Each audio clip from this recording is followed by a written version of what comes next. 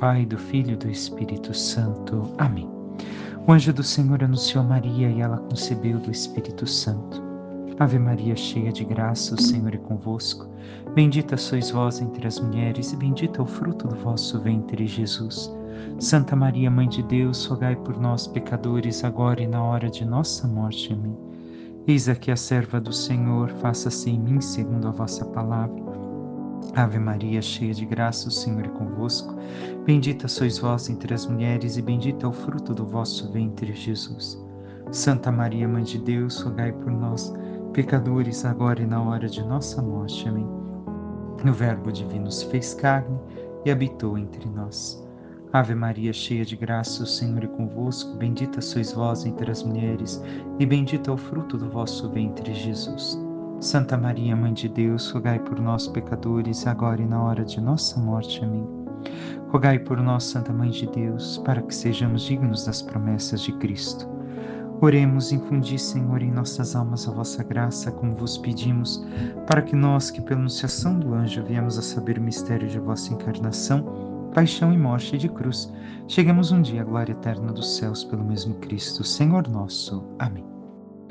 Caríssimo irmão e irmã, hoje nos encontramos para meditar a liturgia da segunda-feira da quinta semana da Quaresma. Próxima semana estaremos na Semana Maior, a Semana Santa. E hoje a liturgia, em especial a primeira leitura, nos remete àquilo que meditamos no Evangelho de ontem. E o Evangelho de hoje é continuidade daquilo que escutamos ontem, aprofundando ainda mais, avançando outros temas daquilo que Jesus é e deve de ser em nossas vidas. A primeira leitura é tirada hoje da profecia de Daniel, onde nós vemos o caso de Susana, a história dela, o que lhe aconteceu. E Daniel, até então tido como grande sábio no meio dos povos pagãos, agora é tido como sábio também pelo povo de Israel. Escutemos o trecho do texto que hoje se nos apresenta. Mais do que a história como um todo, nós vamos ler somente um trecho do 41 ao 62, onde vemos a condenação de Susana e a intervenção de Daniel. Mas, antes disso, temos, como bem sabemos, e podemos pegar em casa neste mesmo capítulo 13 de Daniel, a perversão dos anciãos, dos sábios, daqueles que deveriam de ser os sábios do povo de Israel. E há muitas coisas aqui a serem questionadas em nossa vida, em nossa relação com Deus e na santidade que nós devemos de viver. Escutemos a leitura. Naqueles dias, a Assembleia condenou Susana à morte. Susana, porém, chorando, disse em voz alta: Ó Deus eterno, que conheces as coisas escondidas e sabes tudo de antemão, antes que aconteça. Tu sabes que é falso o testemunho que levantaram contra mim. Estou condenada a morrer, quando nada fiz do que estes maldosamente inventaram a meu respeito. O Senhor escutou sua voz.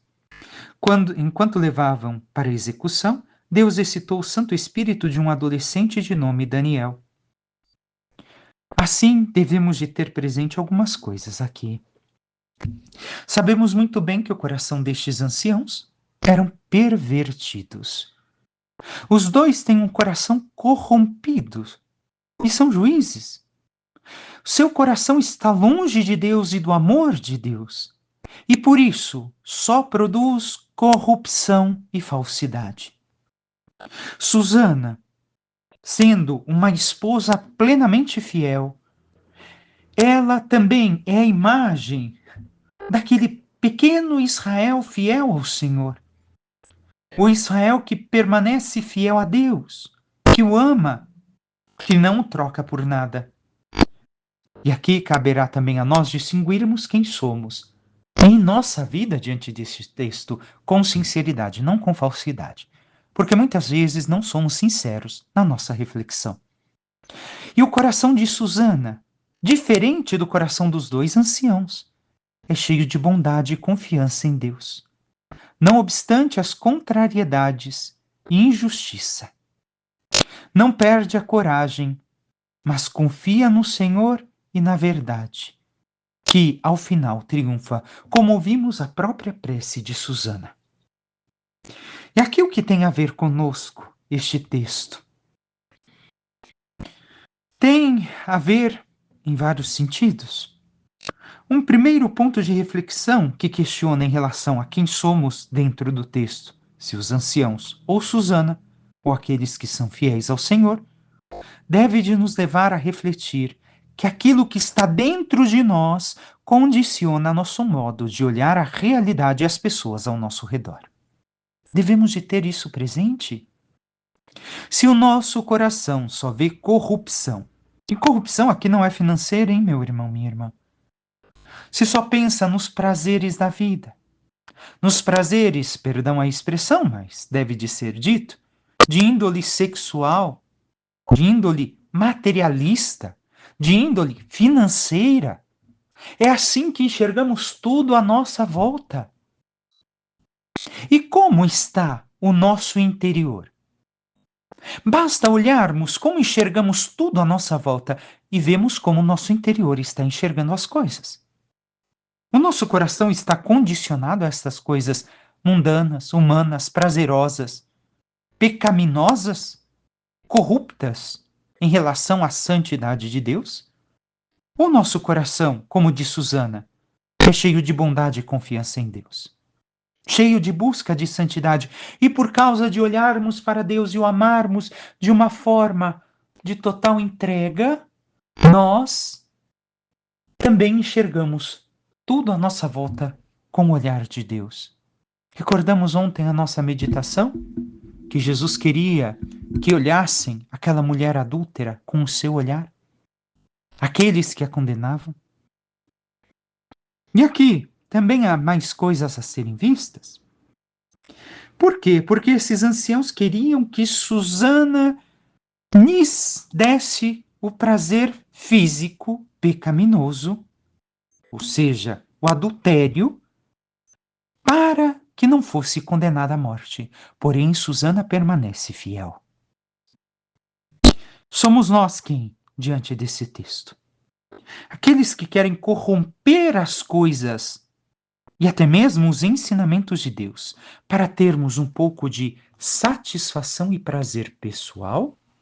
Ou somos nós, Susana, fiéis ao Senhor, que muitas vezes somos justamente aqueles que, como Susana, são tentados, mas não nos rendemos àquilo que nos pedem, aquilo que o mundo pede, aquilo que os nossos sentidos pedem, de forma a corromper o nosso coração e nos distanciar de Deus?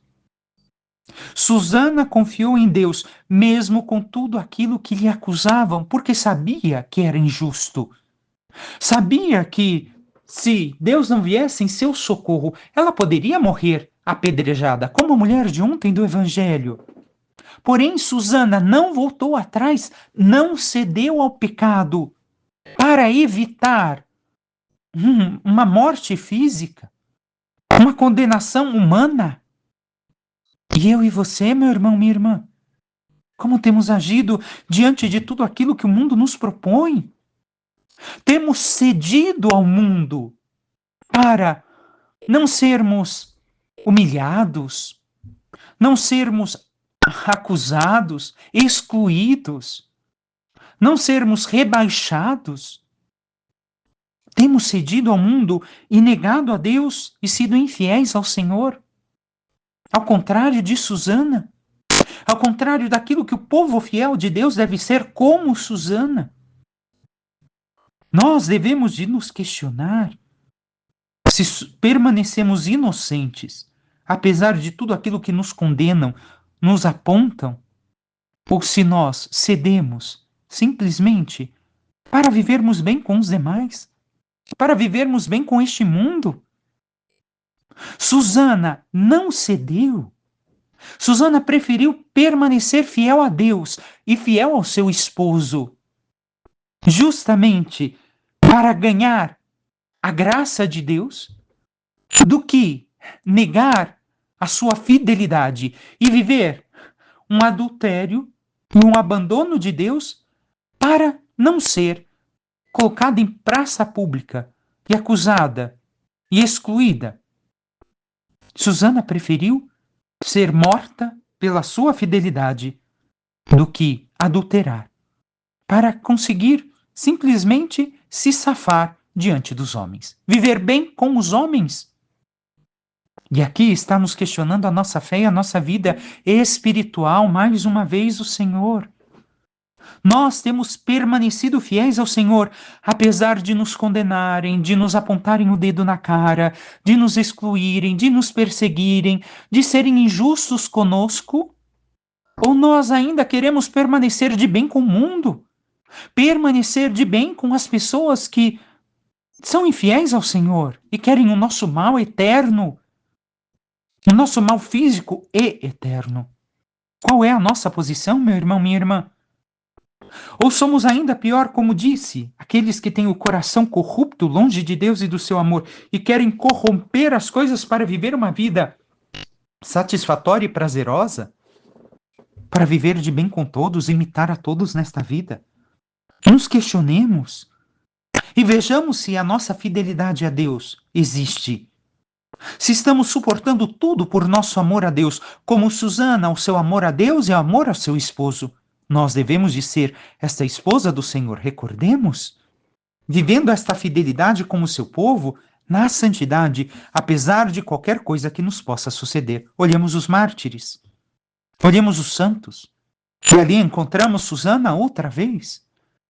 Susana, enquanto símbolo do Israel fiel ao Senhor Deus.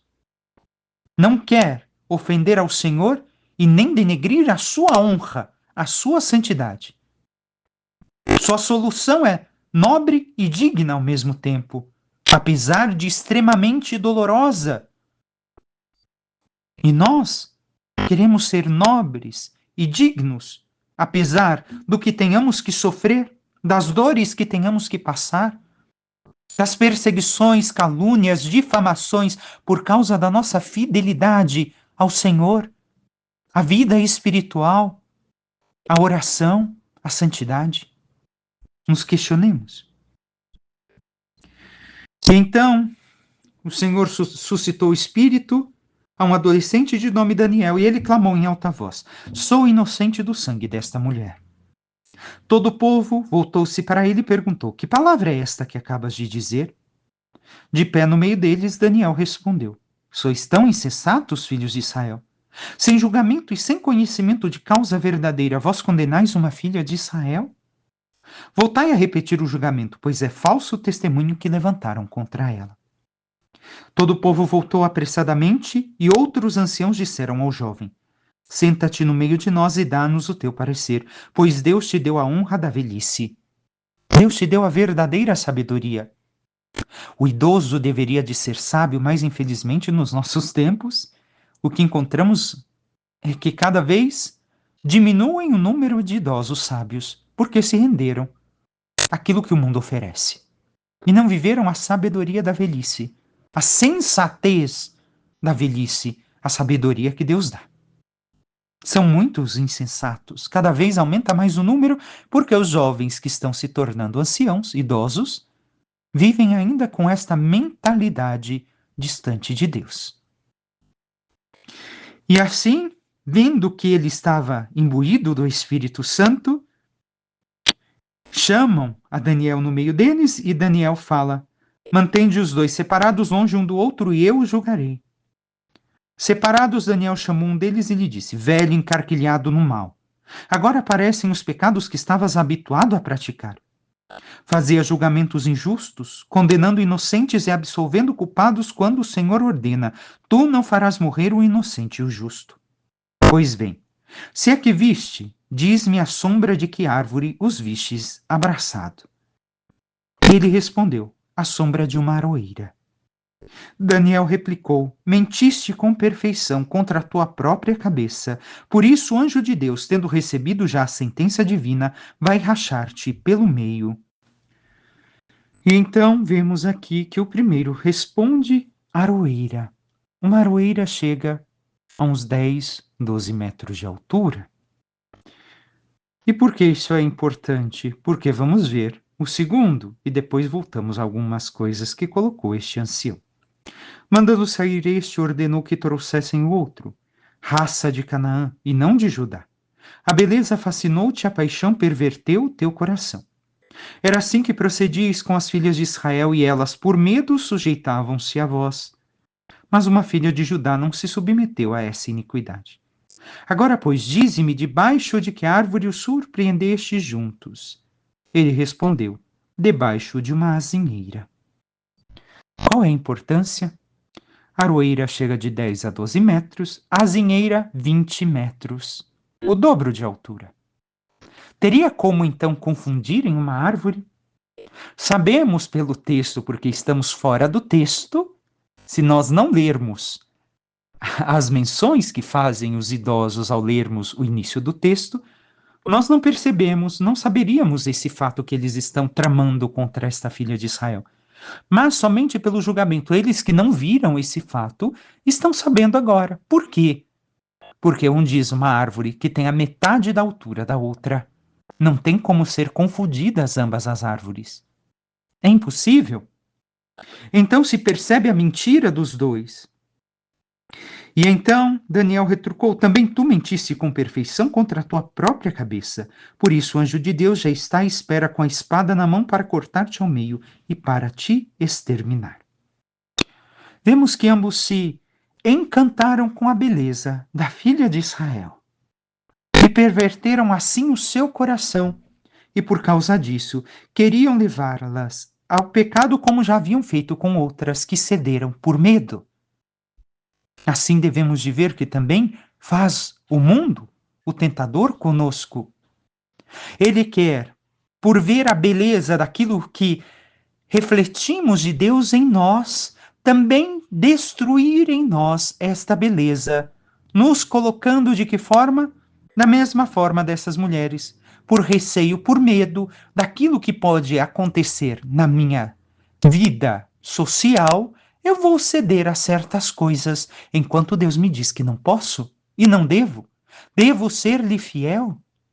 E o que escolhemos? Temos medo? Temos medo do mundo, das tentações que se põem a nós, e cedemos para não perdermos amizades, não perdermos oportunidades. Nós cedemos abandonando ao Senhor Deus, sendo-lhes infiel? Ou nós permanecemos fiéis ao Senhor, apesar de tudo aquilo que possa nos ocasionar a nossa fidelidade a Ele? A escolha é nossa, e espero que sejamos sábios e escolhamos o que escolheu Susana.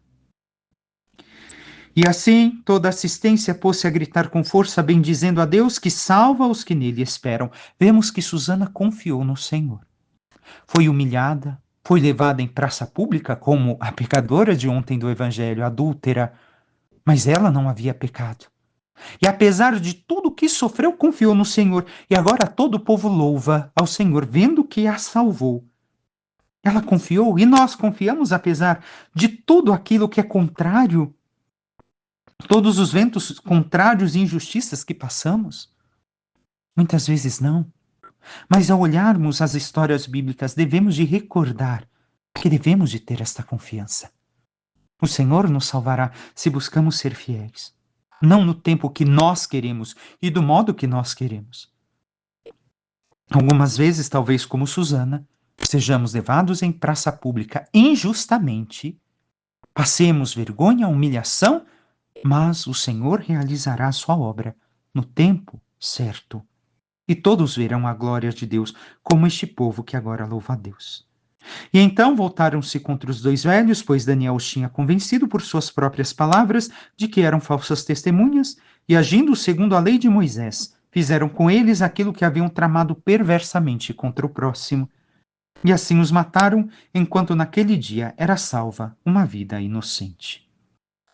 Devemos de ver que a lei de Moisés diz que aqueles que tramam contra o próximo e estão mentindo é que devem de receber aquilo que tramaram. Por isso, cuidado. Participemos da justiça que vem de Deus. Como meditávamos ontem, a lei junto com a misericórdia. Não somente a lei pelo rigorismo e não somente a misericórdia sem a lei. Ambos caminham juntos, olhando cada caso. e não queiramos o mal do outro, porque aquilo pode se voltar contra nós. Talvez estejamos tramando mal por algum outro motivo no nosso interior que conheçamos e não queremos olhar, ou desconhecemos, porque não nos conhecemos bem. E o que temos feito de nossa vida? O Salmo 23 nos diz: mesmo que eu passe pelo vale tenebroso, nenhum mal eu temerei, estás comigo. E assim diz o início do salmo que nós conhecemos, é o Salmo do Bom Pastor. O Senhor é o pastor que me conduz, não me falta coisa alguma. Pelos prados e campinas verdejantes ele me leva a descansar. Para águas repousantes me encaminha e restaura as minhas forças. E mais adiante, mesmo que eu passe pelo vale tenebroso, nenhum mal eu temerei. Temos esta confiança no Senhor? Que é Ele que nos conduz e se Ele permite que passemos certas situações que nós não buscamos. Porque às vezes tem mal que nós buscamos, recordo uma vez mais. Há coisas que são consequências de escolhas más que fizemos na nossa vida. Não foi Deus que permitiu que passamos, fomos nós que buscamos. Mas aquilo que não buscamos, temos esta confiança que o Senhor está nos conduzindo e que tudo será para o nosso bem. E que mesmo que tudo aparente diante de nós, o vale da sombra da morte, não tememos porque o Senhor é aquele que nos protege, apesar de tudo que passemos, como Susana na primeira leitura. Passemos ao Evangelho, que hoje é João 8, de 12 a 20. Naquele tempo, disse Jesus aos fariseus: eu sou a luz do mundo. Quem me segue não andará nas trevas, mas terá a luz da vida. Então os fariseus disseram: o teu testemunho não vale, porque estás dando testemunho de ti mesmo. Jesus respondeu: ainda que eu dê testemunho de mim mesmo, o meu testemunho é válido, porque sei de onde venho e para onde vou. Mas vós não sabeis de onde venho, nem para onde vou. Vós julgais segundo a carne, eu não julgo ninguém. E se eu julgo, o meu julgamento é verdadeiro, porque não estou só, mas comigo está o Pai que me enviou. Na vossa lei está escrito que o testemunho de duas pessoas é verdadeiro. Ora, eu dou testemunho de mim mesmo e também o Pai que me enviou dá testemunho de mim. Perguntaram então: onde está o teu Pai? Jesus respondeu: vós não conheceis nem a mim, nem a meu Pai. Se me conhecesseis, conheceríeis também o meu Pai. Jesus disse estas coisas enquanto estava ensinando no templo, perto da sala do tesouro, e ninguém o prendeu, porque a hora dele ainda não havia chegado. Palavra da salvação, glória a vós, Senhor. Devemos de compreender aquilo que o Senhor está falando em ser luz do mundo. Jesus está se revelando aqui como luz do mundo. Na primeira noite da festa dos tabernáculos, devemos de ter em conta que se iluminava intensamente o átrio das mulheres do templo com 4 enormes lâmpadas que davam certa claridade a toda Jerusalém. Não tinham luz elétrica naquele tempo, mas sim eram lâmpadas a óleo. Com isso, recordavam a nuvem luminosa, sinal da presença de Deus que guiou aos israelitas pelo deserto, na sua saída do Egito. Nesse contexto, Jesus se apresenta como luz, imagem também empregada em outros lugares para designar o Messias. Jesus, então, aqui está dizendo a todos: eu sou a luz que vos guiou no Êxodo e a luz que ilumina as vossas vidas. Jesus é a luz diante de 2 aspectos. É a luz que ilumina a inteligência por ser a plenitude da revelação divina, e é também a luz que ilumina o interior do homem para que possa aceitar a revelação e fazer parte de sua vida. Nós devemos de compreender isso em nós. E Jesus é esta luz que ilumina a nós, a nossa inteligência. Estamos compreendendo cada vez mais a revelação de Jesus, porque Deus se revela cada vez mais a nós, conforme nós nos abrimos e permitimos que Ele se revele. Não é que temos total conhecimento de Cristo. Ele se revela a nós conforme a nossa abertura a Ele. Mas nós temos dado esta abertura para que o Senhor ilumine a nossa intelectualidade, o nosso interior, devemos de ter presente também que Jesus mostra que, se recordamos a luz que guiava Israel, ele é a luz do nosso caminho, a luz que nos guia verdadeiramente rumo ao Pai. Não só é o caminho, mas é a luz que ilumina o caminho da nossa vida. E também Jesus diz: quem me segue não andará nas trevas, mas terá a luz da vida, dizendo que para evitar ser possuído pelas trevas e possuir a luz da vida, nós devemos de caminhar atrás de Jesus, seguir a Jesus. Recordemos, Jesus está caminhando para onde? Para Jerusalém, para a cruz, paixão, morte e ressurreição. Mas este convite de Jesus pressupõe uma escolha pessoal. Ninguém é obrigado. Ele é a lâmpada que ilumina o caminho e tira de nós o influxo do mal e nos permite de encontrar o sentido da vida. Assim, Jesus manifesta a sua identidade de estar em união com o Pai, mas também iluminar a missão de cada homem, evidenciando o seu ser para o homem. Nós devemos de recordar que Jesus é este reflexo da luz do Pai para nós. E nós nos deixamos, mais uma vez pergunto, iluminar por Jesus? A pergunta que fazem a Jesus, pensando que não pode mostrar-lhes o Pai, conhecer a Jesus é dizer, crer nele e aceitar o mistério de sua divindade é conhecer também o Pai. E crer não é somente dizer eu creio, é viver nesta fé. É nós estarmos unidos a Deus. Mas nós os temos vivido? Ainda mais algumas coisas a serem ditas. Jesus fala que o testemunho é dele e do Pai. O Pai dá testemunho dele, mas eles não conhecem o Pai. Por quê? Porque não encontraram ou não vivem mais o espírito da Escritura, mas somente a letra. Devemos ainda de ter presente aquilo que Jesus diz ao falar do julgamento, que ele julga junto com o Pai. Por quê? Porque o Pai vê o interior, Jesus também vê, porque é um com o Pai. E o juízo pertence ao Pai. Depois, seguindo o texto, ao perguntarem já quem é o Pai de Jesus, ele fala: quem é o Pai? Eu sei de onde vim e para onde vou, vós não. Ele sabe que veio do Pai e para o Pai retorna. Eles não sabem. E ao falar, na vossa lei está escrito que testemunho de duas pessoas é verdadeiro. Eu dou testemunho de mim mesmo e também o Pai que me enviou e dá testemunho de mim. Perguntaram: onde está o teu Pai? Eles querem escutar de Jesus, da boca de Jesus, que ele é filho de Deus, para acusá-lo de blasfêmia. Mas Jesus já respondeu que a lei fala sobre ele e mostra o mistério que ele vive. Ele é o Filho de Deus encarnado.